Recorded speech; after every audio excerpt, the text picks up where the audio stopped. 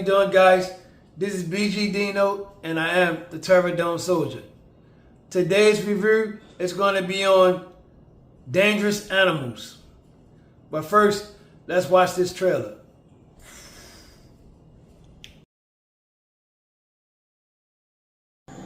Oh my god, I can't believe I let you talk me into this. It's gonna be a great experience. Yeah. All right, crew. There's still one thing we need to take care of. Promise you it'll help. Close your eyes. Big, deep inhale. And out. And in. And out. Welcome aboard.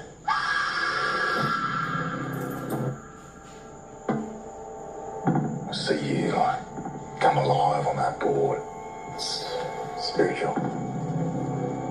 I feel the same about what I do. It's my true calling.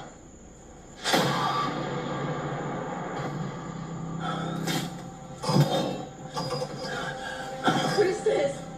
Where are we? On his boat. Whose boat? I don't think you want to know. You're a fighter. I love fighters. Makes for a better show. Right, places, please. And action.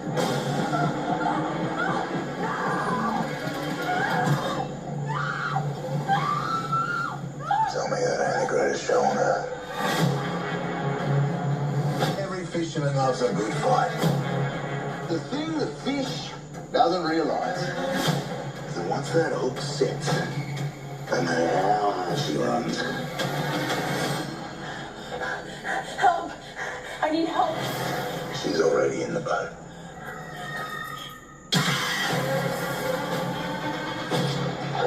Behind you! Yeah,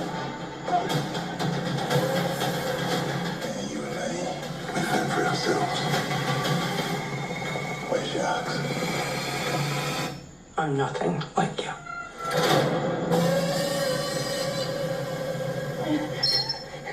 Oh, come on, don't be like that.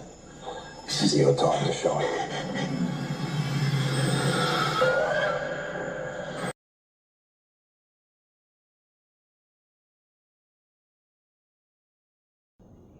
Dangerous Animals begin with a male and female couple. They're about to go on some kind of expedition to go look at sharks and do some snorkeling. So as they get onto the fishing boat to meet the tour guide, they're introduced to the person who actually takes the reservations for the expedition. This older guy, he's kind of weird, but not to the point of uncomfortable weird. And then he introduced the couple to the guy who's actually going to drive the ship. The fishing boat, the guy who owns the fishing boat, who does the tour. So as they get on the fishing boat, the female, she starts to feel real worried because the guy who drives the boat, who does the tour, he making little weird comments and saying little weird jokes like, "Did anybody know you guys here?" And just make them feel uncomfortable. But you can tell it can be like polite uncomfortableness or the kind of uncomfortableness that you feel like you're in danger. So you're actually sitting at the edge of your seat because it just seems funny. So you don't know if it. For me personally, I came into this movie completely blind. I didn't know if this was a horror movie or an action movie or a thriller. I didn't know.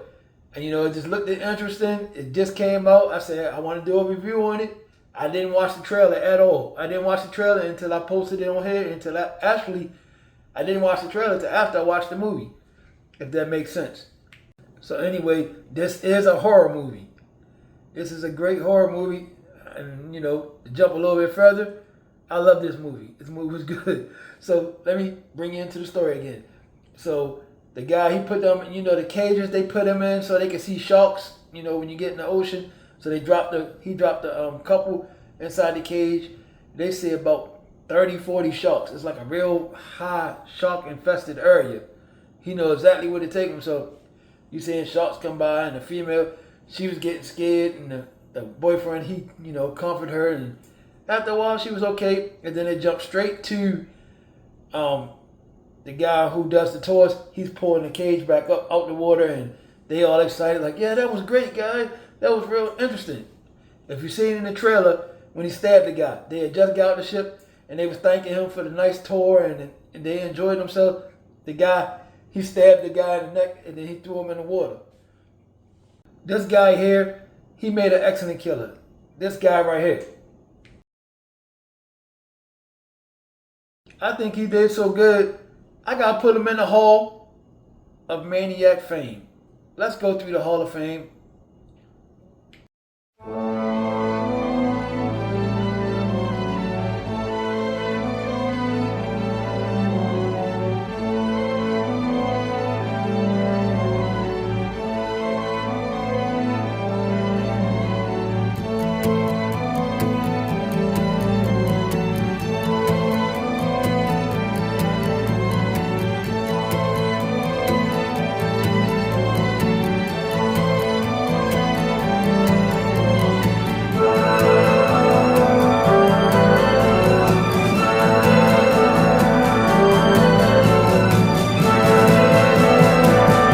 I think his role made a good, footprint to be in the Hall of Maniacs.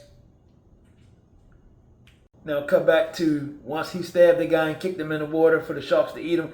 You seen the female, she's strained, and then it cuts off.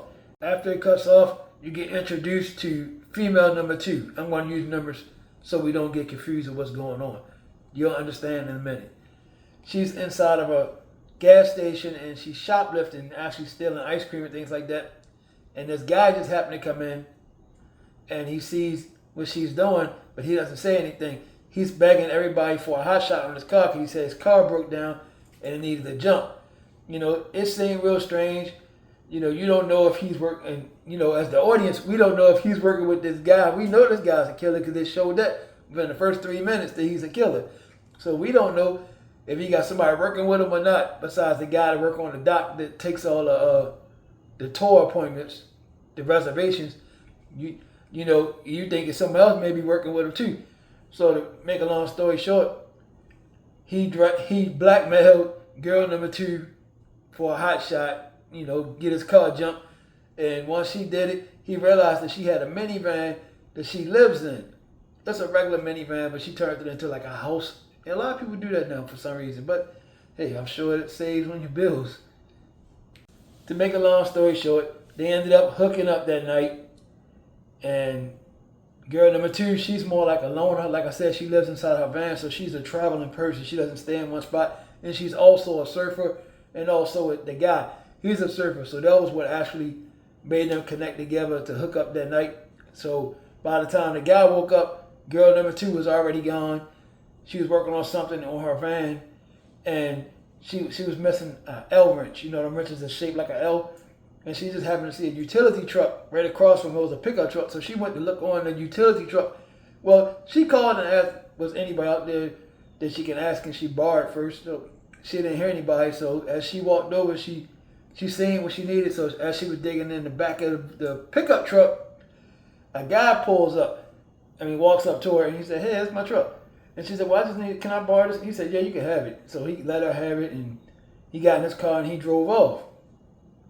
So we thought it was actually the guy, the killer. So when girl number 2 turned around to put the L wrench back in her car, he came up from behind her with a plastic bag, put it over her head, and stuck her with something and knocked her completely out. When girl number 2 woke up, she was on the fishing boat out in the middle of the ocean, chained up to a bed. And when she noticed there was another bed of another female chained up to it, which this is the female that was actually on the ship when the guy got stabbed up and kicked in the water. This is the female, so she's female number 2. That's why I use numbers so people don't get confused. So she was female number 1 and female number 2. They both chained up to the bed, and he has like it's a little funny scene. He has like a little bucket that they use to go to do the number 1 and the number 2. And girl number 1, once girl number 2 noticed what the bucket was, she immediately apologized, like, "Ooh, I'm sorry about the smell." It was hilarious to me. It was funny. It was like, it had good timing. I don't know if it was meant to be funny, but it was funny to me. So after they had a conversation, they don't know it, but at the time, the killer, he actually has a camera inside their room where he can see everything he's sitting at. He's actually sitting at a table, in his little kitchen, dining room, kitchenette type area, because it's still on that little boat. It's not really a little small boat, but it's like a fishing tugboat type boat. And it has a table, like a little diner type. So he's sitting there eating a bowl of cereal, watching them conversate. That's like his entertainment. He's sitting there like, yeah, it's entertainment. Girl 1 and Girl 2 were conversating. Girl 2 asked Girl 1 that she has anything that she can use to maybe she can try to break out the handcuffs. She had all them kind of skills where she knew how to pop a handcuff or something like that. And the girl said, no, I don't have anything. I don't have anything to break out with. And then the guy comes in, the killer. He comes in and he gives them literally for dinner, he gave them bread and water. Literally. I thought that was kind of comical. I was like, you give him one slice of bread and some water. So first, girl number 1 refused to take the bread, but she did drink the water. Girl number 2, she took the bread and she took the water, and she drank some. She drank both and ate both. And while she was talking to girl number 1, she noticed girl number 1 had a wire bra on, and she said, "Hey, give me your bra. I can take the wire out from your bra." You know, this is when the killer already had left out the room, of course. So, like I said, he has a camera in there, but they don't know it. So as they were doing that, all of a sudden, girl number 1, she just passes out. Then girl number 2 realized what happened. It was something inside the water, something that knocked them out, something to put them down. So then girl number 2 passes out. Immediately they woke up. Once they woke up, girl number 1, she was hanging on some kind of winch thing. It's like a big giant fishing rod, but modified for human beings. And girl number 2, she's just sitting in a chair strapped up. And so the killer, he explaining what he's going to do. He want to take the female and use her as bait and drop her in the water, and he likes to be caught. This guy, he has an obsession with VCRs and VCR tapes. For the young people, this is a VCR tape. Alright, thank you for making me feel old. Anyway, he loves those and he loves to record. So what he did was he lowered girl number 1 down into the water with all them hungry sharks. And man, they just start tearing her up. I mean, once he lowered it down, it's like you almost heard him say this. I'm having fish tonight. Remember the step. I know that shouldn't be funny, but that's what you almost heard the shark say that. They tore her up. I mean, they tore her legs off, her arms off. She was just sitting there. First, she was still alive for a while after they roughed it up. And then she just dropped her head, and then it cuts away, and it shows girl number 2 chained up again, and he letting her know tomorrow night is going to be her night. So he does this once a night. This is his way he gets off. This is the way he gets his... Jeez, bro. That's all you can do. You get that? But this is the way he gets... That's the way he gets rocks off. He likes watching people get ate up by sharks. So he used sharks as a weapon. Jason uses a knife. Michael Myers uses a knife. Freddy uses the claw. He uses sharks. So the sharks are not the bad guys. So it's called dangerous animals. He's actually the dangerous animals. The sharks are just being sharks. They don't know no better. They think he's feeding them. They think, So meanwhile, while this is going on, like I said, girl number 2, she met the guy inside the store and they hooked up that night. So they was texting each other on the phone actually before the killer snatched her away. So he knew where she was parked at. Like I said, she lives in her van. And he explained that to her. So when he went and seen the van still parked right there, he was wondering where she was at. He would look for her. He looked for her for hours, and then he said, well, maybe she'd be back. So as he left, he noticed that a tow truck started to tow the van, and he was like, well, what in the world? Where is she at?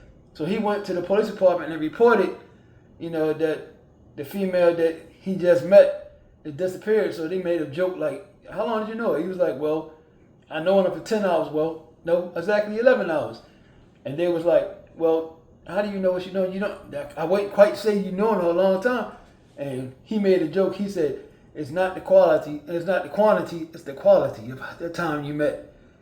So I guess they made a good point. So either way, they did take it serious. They started looking for her, but nobody knew anything. So, like I said, he was a surfer. He has this app on his phone where it's called Wave Watcher. It's actually a real app. So you can, like, if you're a surfer, you can watch on that Wave Watcher app and see if the waves are big enough for you to come at. So just so happened, he's seen girl number 2 pull up in her van, and then he's seen the interaction with him and the killer and girl number 2, and they seen the car drive off. So he was able to enlarge the camera and see the numbers on the side of his truck. You know, and then it cuts away, and then it shows the killer. He's on his fishing boat, but he always come back to land every day to go to get some supplies or whatever. You know, he does a lot of weird stuff. So he docked the boat, and just so happened, the guy, he actually looked up his number and everything and acted like he was trying to get a tour. And he spoke to the kunky guy that takes all the reservations. You know, at first in your mind, you're thinking everybody them two all connected. So the guy, like I said, the killer, he left off the boat. He went to go get some supplies. So when the young guy, he realized that the guy would make the reservations, you know, he was kind of kooky. He walked off. So he snuck on the boat because he thought he heard something. Because he had that girl, he had her mouth tied up, and he had her handcuffs on a chain to the bed like this. But she still was able to make enough noise for if somebody came on the boat, you can hear something wasn't right. So he heard it. He made it down to where she was at. He discovered her. So of course you know what's going to happen. He pulls back fast. So everybody like, oh, hurry, get off the boat. Hurry, get off the boat. So as he was coming back up the steps, the killer and the young guy, they meet up with each other and they get into a big fight. First, the killer had the best of the young guy. He was beating him up, hitting him with stuff. And then the young guy, you know, actually got the best of him. He had a stick and he was choking him, almost killed him. All of a sudden, somebody hit him in the head with a bat. And he fell down. It was the old kooky guy, the guy who make the reservations. Now, this part right here, I liked it because I had no clue. I thought they was together. So after he did that, he's like, well, I hit him in his head because he was on top of you. And then the kooky guy that make the reservations, he actually heard the female in the basement too. So as he went to go investigate, he was like, what's going on? And the guy, the killer guy, he had a little hook thing, almost like on a note you did last summer. He put it in the middle of his head, completely killed him. Killed the old kooky guy. So then, you know, he chained the young guy up to the bed. So of course everybody was passed out again because he kept on sticking him with needles, knocking him out. So when the girl woke up and he woke up, he was chained to the bed and she was chained to the bed. So the night came again, and this particular thing, like I said, he likes to do this at nighttime. This is like his nighttime thing. So I guess because there's no one else in the deep waters where the sharks at, and he knows exactly where they at. So this time he has the guy inside the fishing rod, little harness winch thing, and he has her tied up again because he wanted her to watch him die. And she's like, no, please don't do it. Damn, he didn't do anything. He doesn't deserve this. So he stuck him in the water. So girl number 2, she yells at him like, just stand still, don't move. I wonder if that really works. If some sharks come, do I stand still? Now, I don't think that will work. I don't want to even find out. No, thank you. So anyway, she told him to stand still, so he stands still. And the sharks, they circled all around him. They left him alone. So then the guy, he used the fishing rod thing, winch thing, and takes him out the water and brings him back. So you thinking everything over. Of course not. This guy's crazy. This killer guy's crazy. So what he does, stabs him in the side a couple of times so he can bleed real bad. Then put him back in the water. And as he was about to put him in the water, he decided he heard some noise, like some other boat not too far away. So he decided to take him out in the water because he didn't want to draw no attention to himself. So he pulled him back in, and of course, he knocked them both out again. They both sleep. He's still cut open in the stomach area, but he's handcuffed. He's still alive. And girl number 2, of course, she's alive. So to make a long story short, the following night, this time, he decided to use girl number 2 and put her on the harness. So when he stuck her on the harness, he said, this is going to be a great night. This is going to be a great night. This time, he puts her on the harness. I mean, it's like the biggest shark I ever seen. Just happened to come out of nowhere. He said, I told you it was going to be a great night. I think it was like a big, giant, great white shark.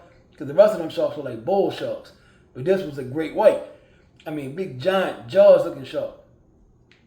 So while he was trying to lower her down, he had got distracted, and she ended up finding one of them sticks, you know, them poke sticks they got. She had one, and she had it connected to something. She was able to pull herself off the harness, but she still was out there in the water, and she dropped down in the water. If you see in the preview where you seen the person swimming like this, and there's a big giant shark in front of him, that's her. She was under the boat. He thinking she's getting ate up, but she's not. She's actually standing right in front of the shark, and the shark's not bothering her because she's standing still. You know, she must have had some kind of lessons from, because she was a surfer. So she was standing still. And he looking for her like, where's she at? Where's she at? I can't find her. He thinking she dead. So she ended up crawling up in the back of the boat. Of course, you know, we at the end of the movie, conclusion. So she ends up getting him from behind, stabbed him in the back with the thing, and got him knocked into the water on a harness thing he was trying to hold. And she lowered him down in it. And this shark tore him up like this. And we're going to find a way to get out of here. First, we're going to seal off this.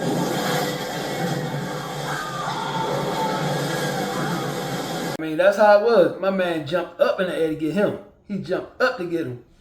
You know, this movie was great. I enjoyed this movie. And pretty much, you know, other boat, like I said, was another boat in the area. She ended up finding a flare, and she shot up in the air, and, you know, they eventually came to, you know, rescue them, and it pretty much went off. I enjoyed this movie. This movie was a complete shocker. I heard nothing about it before it came out. I saw no trailers. You know, I went into this movie completely blind. If you have the opportunity to watch it, go watch it. This movie is actually good. It keeps you at the edge of your seat the entire movie. I mean, there's only 4 people that died. The guy at the beginning, his girlfriend, the guy he stabbed in the head with the thing, the old kooky guy, and then him. So, but it doesn't matter. It was a bloody movie. It was good. It kept you at the edge of your seat. The killer, he did a good job. You know, he played this Captain Boomerang on Suicide Squad. That's the character. I know you probably recognize the face, but that's where he come from. I enjoyed this movie. So let me give my rating. You know, my rating is 5 out of 5 Pterodon Soldiers is the best. 0 out of 5 Pterodon Soldiers is the worst. I'm going to give this movie a 3.8. 3.8 Pterodon Soldiers out of 5. I really, really enjoyed this movie. I really did. This movie kept me at the edge of the seat. And the best part about it was I didn't know anything about it. You know, like I said, I didn't even know if it was a horror movie. I just saw the poster. I mean, I was assuming it may have been a thriller or a horror movie. Or it could have been a movie like Don't Breathe or something. So I didn't even look into it. You know. But this movie was great. I really enjoyed it. I really did. So, thank you guys for all the support. I really appreciate it. I'd like to give an honorable mention to my YouTube family, Dante Show Network, June 5th, Miss Jersey, NS. You can subscribe to their channel. She does movie reviews and she does book reviews also. It's Forensic 8888. Thank you guys. I really hope you guys enjoyed this review. This movie was excellent. If you get the opportunity, please go watch it. And if you already watched it, leave a comment. I want to talk about it. Because like I said, it came from nowhere. I mean, they was trying to connect it with the movie Long Legs. No, don't even put this movie next to Long Legs. The people that I put them in the Hall of Maniacs. You don't get to go in a group with no daggone Long Legs. I hated that movie. But anyway, this is BGDINO, the Pterodon Soldier. Thank you guys for all your support. I really appreciate it. I love you guys. Thank you very much. Salute. And thank you, and I hope you enjoyed.